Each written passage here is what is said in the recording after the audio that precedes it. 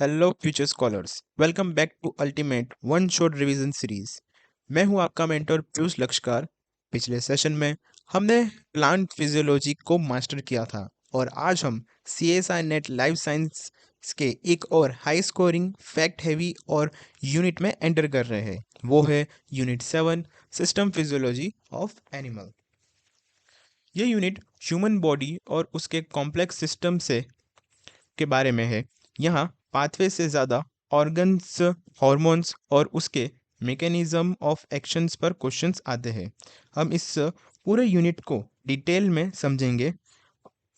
आपको वो सारे CSI नेट एग्जाम ट्रैप भी हाईलाइट्स करूंगा जहां एग्जामिनर आपको ऑप्शंस में फंसाता है। तो अपना फुल कंसंट्रेशन मेंटेन रखिए, नोट्स बनाने के लिए रेडी हो जाइए और चलिए इस यूनिट को तैयार करते हैं। सबसे पहले नज़र डालते हैं यूनिट 7 के सिलेबस ओवरव्यू के ऊपर। हम यहाँ पर सबसे पहले बात करेंगे ब्लड एंड सर्कुलेशन के बारे में।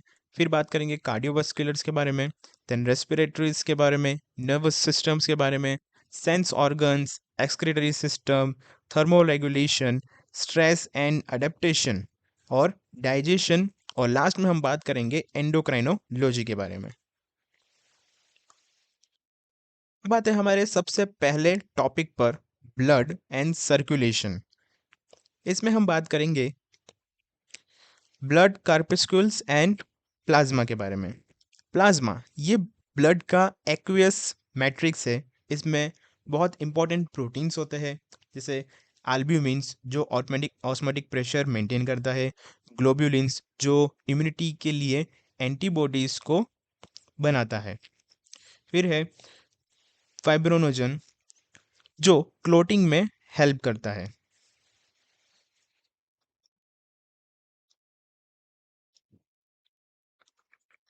प्लाज्मा न्यूट्रिएंट्स, हॉर्मोन्स और वेस्ट को ट्रांसपोर्ट करता है और ब्लड का पीएच 7.4 मेंटेन भी रखता है। अब बात करते हैं फॉर्म एलिमेंट्स के बारे में। इसमें आते हैं हमारे सेल्स। फर्स्ट है आरबीसीज यानी एरिथ्रोसाइट्स। मैमल्स में ये बाइकॉन्केव और अनन्यूक्लिएटेड होते हैं। इनके अंदर हीमोग्लोबिन भरा होता है जो ऑक्सीजन ट्रांसपोर्ट करता है। सेकेंड है WBC यानी ल्यूकोसाइट्स। इनको दो कैटेगरी में बांटा गया है। पहला है ग्रेन्युलोसाइट्स जिसमें आते हैं न्यूट्रोफाइल्स, इओसिनोफाइल्स और बेसोफाइल्स। एंड सेकेंड है ए ग्रेन्युलोसाइट्स जिसके अंदर आते हैं लिम्फोसाइट्स एंड मोनोसाइट्स। फिर आते हैं प्लेटिलेट्स। ये सेल्स नहीं बल्कि सेल्स के फ्रेगमेंट्स होते हैं जो ब्लड क्लोटिंग यानी हिमेटोस्टेटिस के लिए स्ट्रिक्टली इसेंशियल्स होते हैं।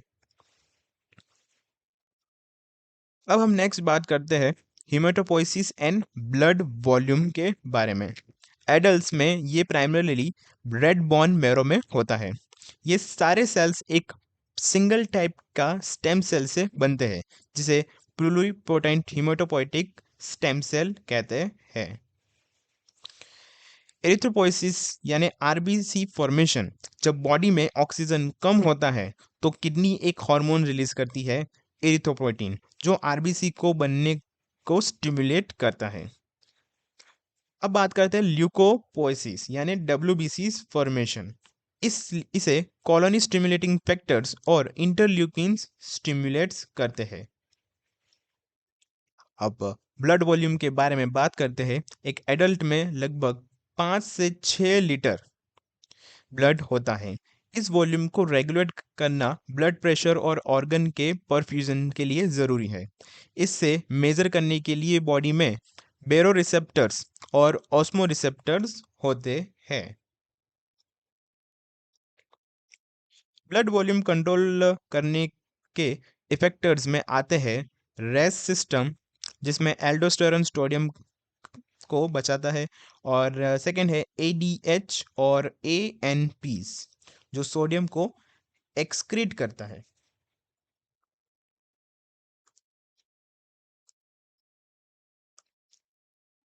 ब्लड ग्रुप की बात की जाए तो दो मेजर सिस्टम्स है जो एग्जाम्स में पूछे जाते हैं। फर्स्ट है ABO सिस्टम।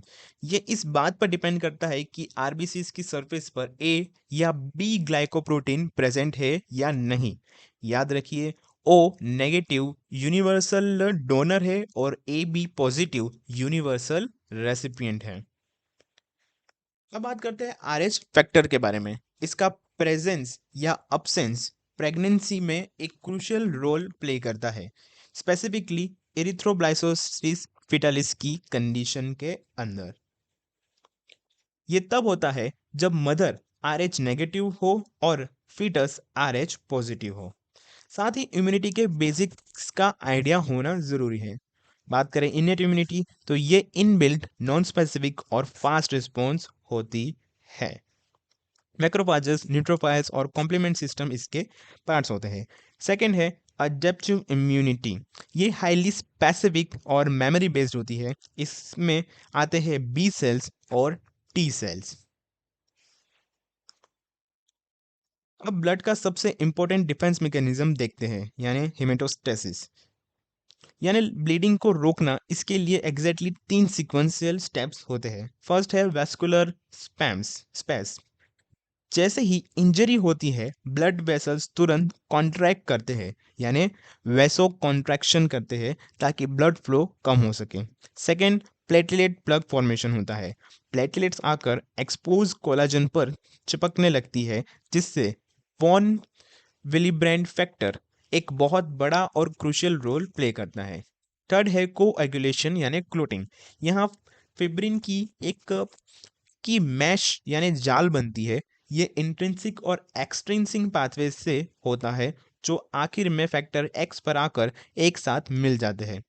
एक और बहुत ज़रूरी कॉन्सेप्ट, इन सब को काम करने के लिए कैल्शियम्स यानी कि फैक्टर 4 और विटामिन के होना स्ट्रिक्टली रिक्वायर्ड है।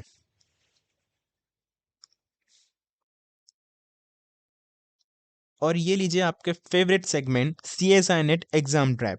क्लोटिंग कास्केड में एग्जामिनर कहाँ फंसाता है वो देखते हैं। ट्रैप 1 है विटामिन के डिपेंडेंट फैक्टर्स। आपने डायरेक्टली उस इसके नंबर्स पूछे जाएंगे। हमेशा याद रखना, फैक्टर 2, 7, 9 और 10, इनके सिंथेसिस के लिए विटामिन के चाहिए ही चाहिए। ट्रैप सेकंड है इंट्रिंसिक वर्सेस एक्सट्रिंसिक पाथवे। इनमें बिल्कुल कंफ्यूजन मत होना। एक्सट्रिंसिक पाथवे फास्ट होता है, टिश्यू फैक्टर फैक्टर 3 से इनिशिएट होता है और इसे हम प्रोथ्रोम्बिन टाइम यानी पीटी टेस्ट से एसेस करते हैं। वही इंट्रिंसिक फैक्टर स्लो होता है, कॉन्टैक्ट एक्टिवेशन यानी कि फैक्टर्स 12 से शुरू होता है और इसे पी APTT टेस्ट से नापते हैं। ट्रैप 3 है कॉमन पाथवेज के ऊपर। दोनों पाथवेज जहां आकर मिलते हैं वो है फैक्टर एक्स। ये फैक्टर एक्स थ्रोम्बिन को एक्टिवेट करता है और फिर थ्रोम्बिन का काम है फिब्रिनोजेंस को फिम्ब्रिन में कन्वर्ट कर देना।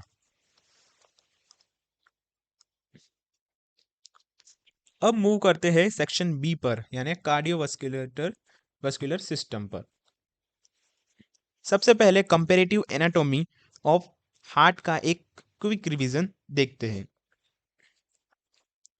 बात करें फिश, तो इनमें 2 चैम्बर्स होते हैं और पूरी बॉडी में सिंगल सर्कुलेशन चलता है। सेकेंड है एम्फीबियंस एंड रेप्टाइल्स।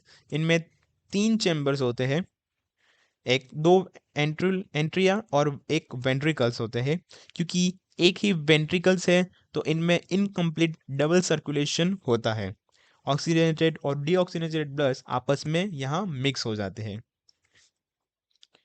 नेक्स्ट है बर्ड्स और मैमल्स।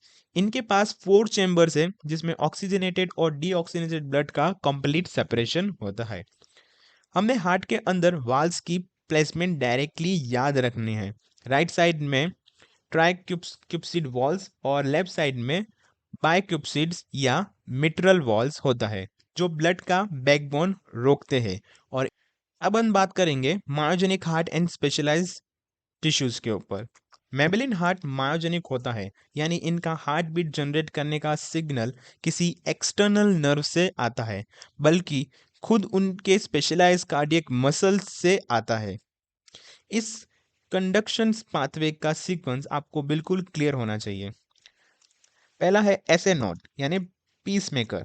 ये राइट एंट्रियम में होता है और स्पॉन्टेनियस एक्शन पोटेंशियल जनरेट करता है। यही से हमारी हार्ट बीट शुरू होती है। सेकंड है एवी नोड्स। ये आगे बढ़ते हुए इम्पल्स को थोड़ी देर के लिए डिले करता है ताकि एंट्रिया पूरी तरह से एम्प्टी होकर अपना सारा ब्लड वेंट्रिकल में डाल सकें। थर्ड है bundle of His and Purkinje fibres. ये बचे हुए सिग्नल को बहुत तेजी से पूरे वेंट्रिकल्स में फैला देते हैं, जिससे एक फाइनल स्ट्रॉन्ग कॉन्ट्रैक्शन होता है। अब समझते हैं कि ये हार्ट की पंप की तरह काम कैसे करता है। The cardiac cycle. एक पूरी नॉर्मल साइकिल लगभग 0.8 सेकंड की होती है। फर्स्ट है एंट्रियल सिस्टोल जो 0.1 सेकंड रहता है। यहाँ एंट्रिया एक्टिवली कॉन्ट्रैक्ट करते हैं और वेंट्रिकल्स की बची हुई फीलिंग्स कंप्लीट करते हैं। फिर होता है वेंट्रिकुलर सिस्टोल जो कि 0.3 सेकंड रहता है। पहले आइसोवॉल्यूमेट्रिक कॉन्ट्रैक्शन होता है, फिर ब्लड एरोटा और पल्मोनरी आर्टरी में तेजी से इजेक्ट होता है।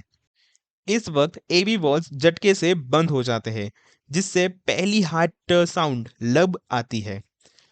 फिर होता है जॉइंट डिस्टॉल जो 0.4 सेकंड रहता है। यहाँ पूरा हार्ट मसल रिलैक्स करता है, सेमी लूनर वाल्व्स बंद होते हैं, जिससे दूसरी साउंड डप आती है। और इसी ऐसी वक्त वेंट्रिकल्स की पैसिव फीलिंग भी होती है। एग्जाम के लिए एक फॉर्मूला याद रखना, cardiac output is equals to heart rate into stroke volume, जो नॉर्मली एक एडल्ट में अराउंड 5 लीटर्स पर मिनट होता है।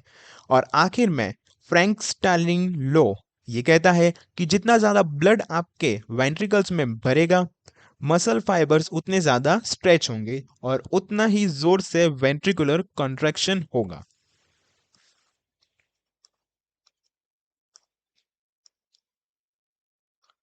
अब आते हैं हार्ट की इलेक्ट्रिसिटी एक्टिविटी पर, यानी इलेक्ट्रोकार्डियोग्राम या हम कहें ईसीजी। इसकी ग्राफिकल रिप्रेजेंटेशन और वेव्स को परफेक्टली समझना है। पहले बात करते हैं पी वेव्स को। तो ये आर्ट्रियल डीपोलराइजेशन को दिखाता है, जिससे आर्टिया कॉन्ट्रैक्ट करते हैं। फिर है क्यू आर एस कॉम्प्लेक्स। ये वेंट्रिकुलर डीपोलिमराइजेशन को रिप्रेजेंट करता है। ध्यान रखना आर्ट्रियल रिपोलराइजेशन भी इसी वक्त होता है, पर क्यूआरएस कॉम्प्लेक्स इतना मैसिव होता है कि उसको मार्क्स कर देता है, यानी छिपा देता है। फोर्थ है टी वेव्स। ये वेंट्रिकुलर रिपोलराइजेशन को शो करता है, जहां वेंट्रिकल्स आपस में अपनी रेस्टिंग स्टेट्स में आते हैं।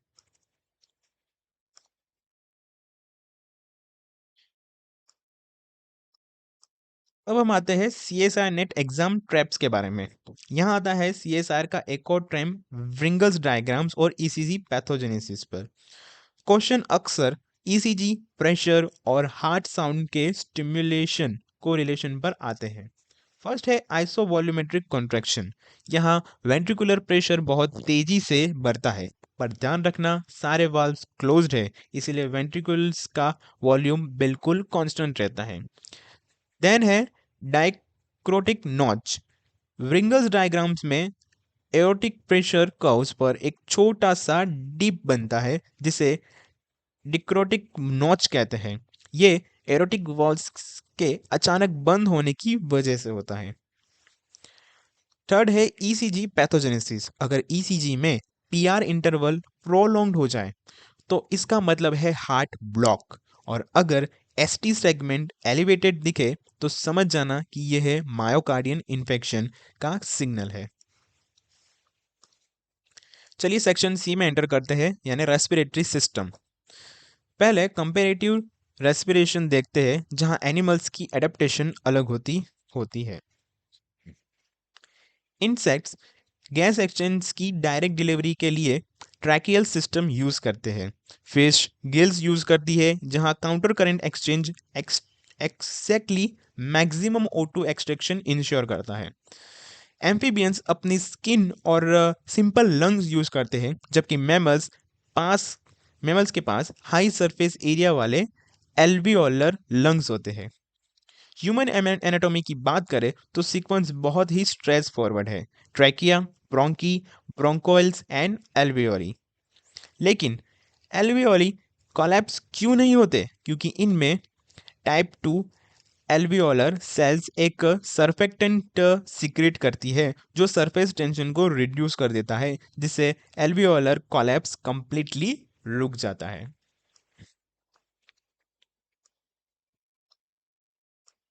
अब देखते हैं ऑक्सीजन का ट्रांसपोर्ट एक्चुअली होता कैसे है। एग्जैक्टली 97% O2 आरबीसीज के अंदर हीमोग्लोबिन से बाइंड करके ट्रैवल करती है और बची हुई 3% सीधा प्लाज्मा में डिसॉल्व होकर हो जाती है। हीमोग्लोबिन की सबसे स्पेशल प्रॉपर्टी है को ऑपरेटिविटी।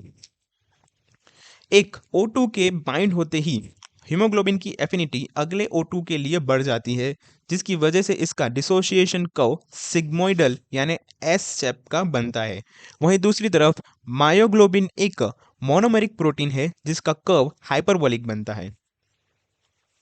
इसकी O2 के लिए एफिनिटी Hb से भी ज़्यादा होती है और ये एक्टिव मसल्स में O2 रिवर्स की तरह काम करता है। अब देखते हैं CO2 ट्रांसपोर्ट और उसकी न्यूरल रेगुलेशंस को। CO2 तीन तरीके से ट्रैवल करता है। फर्स्ट है 70% बाइकार्बोनेट्स आयंस के फॉर्म में, जिसके लिए आरबीसीज में कार्बोनिक एनहाइड्रेस एंजाइम्स एब्सोल्युटली ज़रूरी है। फिर है 23% कार्बा अमीनो हीमोग्लोबिन के फॉर्म में और लास्ट 7% प्लाज्मा में डिजोल्व होकर। यहाँ क्लोराइड शिफ्ट याद रखना बहुत इंपॉर्टेंट है। जब आरबीसी से HCO3- बाहर निकलता है यानी कार्बोनेट आयन बाहर निकलता है तो इलेक्ट्रिकल न्यूट्रलिटी मेंटेन करने के लिए क्लोराइड आयन अंदर आ जाता है। न्यूरल कंट्रोल मेडुला ऑब्लोगेंटा और पोन्स से होता है। मेडुला में rhythmicity central specifically inspiration control करता है। पोन्स में न्यूमोटॉक्सिक सेंटर्स इंस्पिरेशन को लिमिट करता है और साथ ही अपेनिस्टिक सेंटर्स भी होता है। कीमो रिसेप्टर्स की बात करें तो सेंट्रल कीमो रिसेप्टर CSF में हाई हाई PCO2 और लो पीएच के लिए हाईली सेंसिटिव होता है। वहीं पेरिफेरल कीमो रिसेप्टर PO2 में सिग्निफिकेंटली ड्रॉप को डिटेक्ट करते हैं। और इस सेक्शन का सबसे बड़ा CSI नेट ट्रैप है Bohr versus Haldane effect. Examiner इन दोनों को ऑप्शंस में हमेशा मिक्स करेगा। दोनों गैस एक्सचेंजर से रिलेटेड है पर इनकी साइट्स अलग अलग है। बात करें बोहर इफेक्ट्स की जो कि टिश्यू पर होते हैं, जब एक्टिव टिश्यूज में CO2 हाई, पीएच लो, टेम्परेचर हाई और 2,3 BPG हाई होता है तो हीमोग्लोबिन की O2 एफिनिटी डिक्रीज हो जाती है। इसे डिसोसिएशन कर्व राइट की तरफ शिफ्ट होता है और O2 आसानी से अनलोड हो जाती है। बात करें हाल्डन इफेक्ट जो कि लंग्स पर होता है। लंग्स में जब O2 हीमोग्लोबिन से बाइंड करती है तो हीमोग्लोबिन की CO2 के लिए एफिनिटी कम हो जाती है।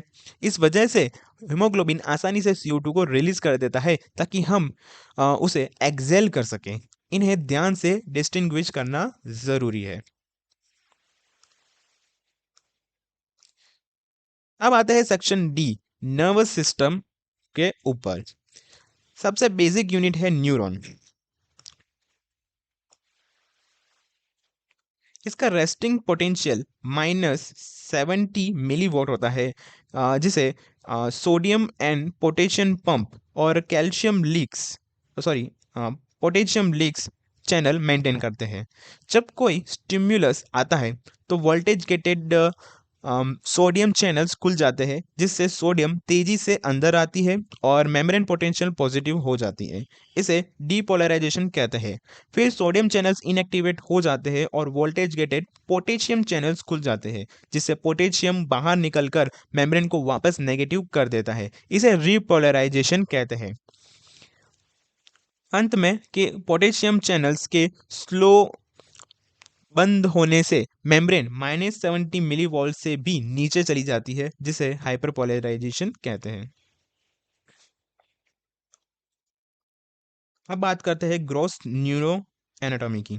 ब्रेन के फंक्शनल एरियाज फिंगर टिप्स पर याद होने चाहिए। पहला है सेरेब्रम। यहाँ हायर फंक्शंस वाला सेंटर है फ्रंटल लॉब प्लानिंग और मोटर कंट्रोल के लिए। पेरिटल सोमेटो सेंसरी के लिए और ऑक्यूपिटल विजन्स के लिए भी और टेम्पोरल लोब हियरिंग के लिए रिस्पॉन्सिबल है।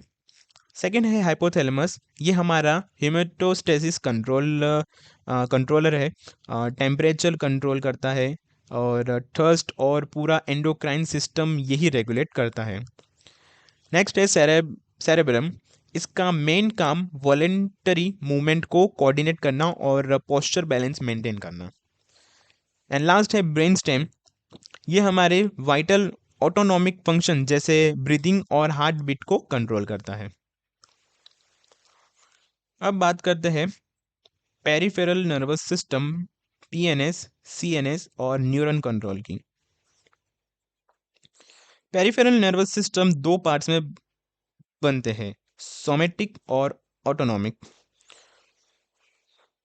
ऑटोनॉमिक सिस्टम में दो एंटागोनिस्ट होते हैं, सिम्पैट्रिक एंड पैरासिम्पैट्रिक। सिम्पैट्रिक फाइट और फाइट का होता है जो नोराडेनाइल रिलीज करता है।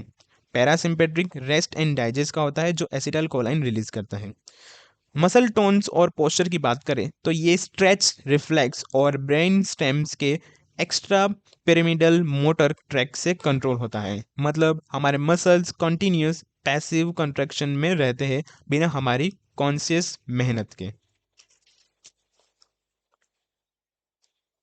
अब बात करते हैं सीएसआई नेट एग्जाम ट्रैप्स के बारे में। बायोफिजिक्स के इक्वेशन में ये क्वेश्चंस काफ़ी आते हैं। फर्स्ट टाइप है नर्स्ट वर्सेस गोल्डमैन के ऊपर। नर्स्ट इक्वेशन सिर्फ एक सिंगल आयंस के इक्विलिब्रियम पोटेंशियल के लिए है, लेकिन सेल में बहुत सारे आयंस होते हैं। इसीलिए पूरे मेम्ब्रेन के रेस्टिंग पोटेंशियल निकालने के लिए गोल्डमैन हॉडगिंज कैड्स का इक्वेशन यूज करनी पड़ती है। सेकेंड ट्रैप है रेस्टिंग पोटेंशियल का लॉजिक। रेस्ट पर मेम्ब्रेन पोटेंशियल पोटेशियम की नर्स्ट पोटेंशियल -90 मिली वॉट का ही 90 किलोवाट के ही क्लोज क्यों होता है वो देखते हैं, क्योंकि रेस्टिंग स्टेट में मेम्ब्रेन की परमेबिलिटी पोटेंशियम के लिए सोडियम से बहुत ज़्यादा हो जाती है इस वजह से। तो गाइज इसी के साथ हमने कवर कर लिया है हमारे इस यूनिट का पहला सेक्शन। आई होप जो भी हमने कॉन्सेप्ट डिस्कस किए वो आपको क्रिस्टल क्लियर हो गए होंगे। अगले पार्ट 2 में हम डाइव करेंगे यूनिट के इसी अलग टॉपिक्स के बारे में। हम स्टार्ट करेंगे सेंस ऑर्गन से और आगे बढ़ेंगे और इस यूनिट को कंप्लीट करेंगे पार्ट 2 के अंदर। तो अगर आप चाहते हो कि आपका ये यूनिट कंप्लीट कॉन्फिडेंस के साथ फिनिश हो तो पार्ट 2 मिस मत करना। चैनल को सब्सक्राइब करके रखो और बेल आइकन ज़रूर दबा देना ताकि पार्ट 2 आते ही नोटिफिकेशन मिल जाए। मिलते हैं अगले वीडियो में, तब तक के लिए keep revising. All the very best.